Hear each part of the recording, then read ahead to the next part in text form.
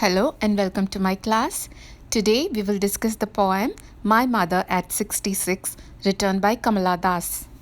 Kamala Das was born in the year 1934 in Punnayur Kulam in Malabar district, which was part of the then Madras Presidency in British India and is now in Thrissur, Kerala.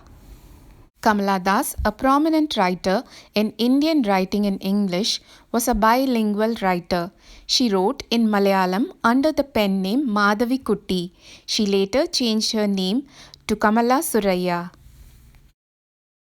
The theme of the poem is Kamala Das's love for her mother and her fear of losing her mother. Driving from my parents' home to Cochin last Friday morning. The poem starts like a diary note. Driving, she is in a car. She is traveling from her parents' house to Cochin. And when did this incident take place? Last Friday morning. This poem was probably written a few days after the visit. Kamala Das was living in Mumbai with her husband and 3 sons. She is telling us about one of her visits to her parents' house and what happened on the way back to the airport. I saw my mother beside me. Now we know that her mother was also in the car. Who was Kamala Das's mother? You should definitely know about her. Kamala Das's mother, Nalapat Balamani Amma, was a renowned Malayalam poetess. Her famous works are Amma, Muttashi and Maduvinte Katha. Her poetry on the love for children and grandchildren earned her the titles of Amma and Muttashi of Malayalam poetry, that is, mother and grandmother of Malayalam poetry. She has been honored with many awards, including Padma Bhushan and Sahitya Akademi Award. If I am not wrong, Balamani Amma and Kamala Das are the only mother and daughter duo to win the Sahitya Akademi Award for their respective works. I saw my mother beside me, doze, open-mouthed. Doze. She fell asleep in the car with her mouth open. This is a sign of physical exhaustion. When we are tired, we fall asleep unknowingly. Kamala Das is observing her mother and she is describing her. Her face ashen like that of a corpse. Her mother's face was pale like that of a dead body. This is a harsh word to describe one's mother, but Kamala Das likes to shock her readers. Ashen. Her skin color resembled the color of ash. She is describing the loss of glow and youth in her mother's face. The glow and youth have been replaced by old age and receding health. And realized with pain. Till then, she never realized that her mother was growing old. She never thought of her as an old person. She knew her age, but she never related the number 66 to her mother. Creative literary genius, the epitome of love, cannot age. She feels the pain in her heart when the sudden realization of her mother's age hits her, and realized with pain that she was as old as she looked, but soon put that thought away and looked out at young trees sprinting, the merry children spilling out of their homes. She wants to divert her thoughts from her mother's exhausted and tired face, which is showing signs of illness, because she knows that these signs are announcing her mother's approaching end. So she looks outside the car and she witnesses contrasting scenes. She looks at young sprinting trees and merry children spilling. Sprinting is running at full speed over a short distance. 100 meters and 200 meters running race, one has to run at maximum speed in minimum time to cover the distance. This is called sprinting. She says the trees were sprinting. This is the theory of relative motion. When you're traveling in a car, an object which is in rest seems to be passing the car when the car is moving forward. Have you noticed it? When all the stationary objects move past us, the sun and the moon travel with us. Do you know why? Ask your physics teacher. Back to Kamala Das. Then she talks about the merry children. Children do not want to stay inside the house. Children always find a way to sneak out of the house to play with their friends. She is seeing children scattered everywhere. She is calling finding children everywhere as children spilling. These two images outside the car symbolize youth. She is using contrasting words to describe contrasting images.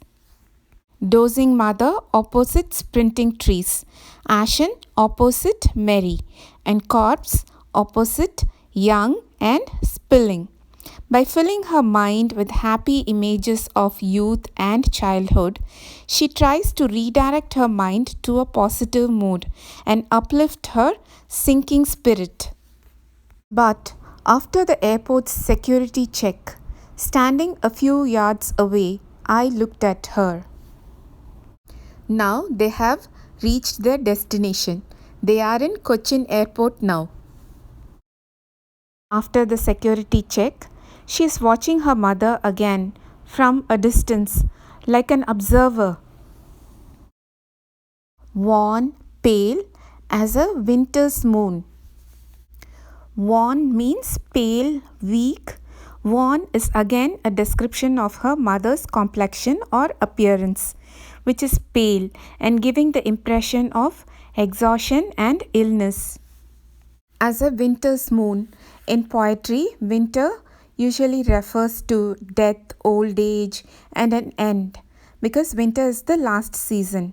Her mother is also in the last stage of her life. Talking about the moon, according to physics, the winter moon is brighter than the summer moon. But figuratively, a winter moon is a cold moon. Cold means lifeless, lonely, and desperate.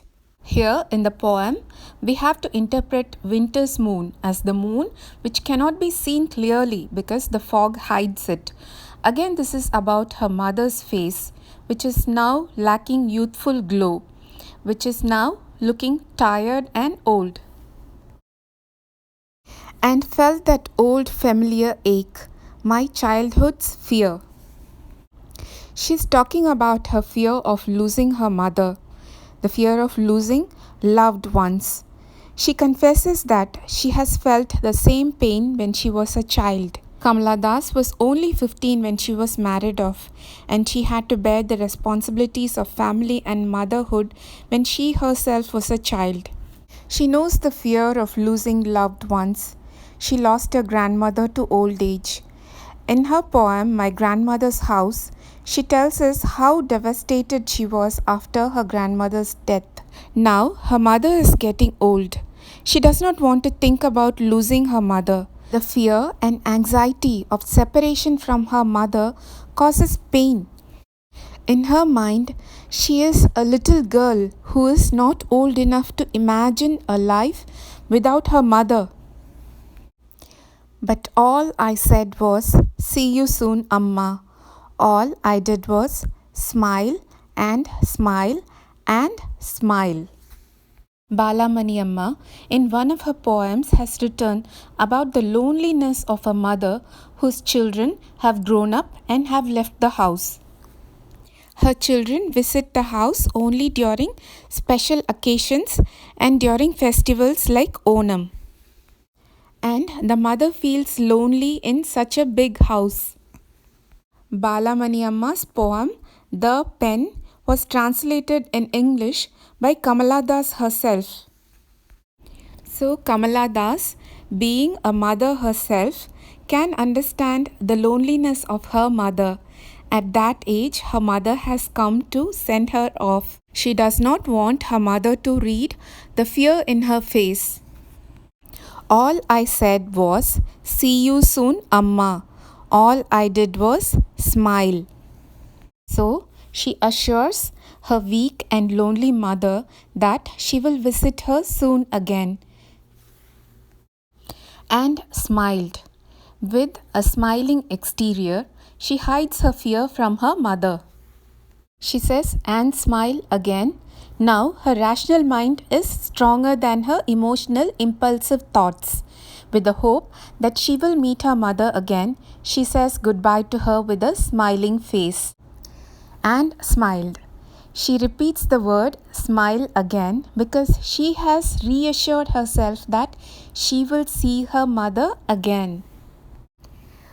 And her mother, Balamani Amma, lived till the age of 95. Now we will look at the poetic devices used in the poem. First, we will look at the similes used in the poem. You all know how to find out a simile when you find words like as and like used to compare two different objects. It's called a simile. The first simile used in this poem is ashen like that of a corpse. She's comparing her mother to a corpse because her mother's face is pale and looks very ill. The next simile is pale as a late winter's moon. Here she is again comparing her mother's face to winter's moon. Her mother is ill, she has aged, and she is in the last stage of her life. So she is comparing her mother to late winter's moon. Next, we will see the imageries used in this poem. The poem is filled with imageries. You can actually visualize the whole poem in your mind. You can visualize her mother sleeping with open mouth. You can visualize the trees sprinting. You can visualize the children spilling.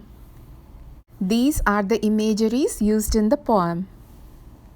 We see the use of repetition when she says smile and smile and smile. You can see the use of personification when she says trees sprinting. Trees don't sprint. Trees cannot run. They are stationary. They are rooted. But she's giving a human quality like running to the trees. This is personification. We also see the use of symbolism in this poem. When she talks about the young trees sprinting and the merry children spilling, they symbolically represent youth. And when she is comparing the young trees and the merry children to youth, her mother automatically gets compared to old age. So this becomes implied metaphor. I hope you all understood the poem very well. For more such videos, hit the subscribe button and the bell icon, like the video and share the video with your classmates. See you in next class.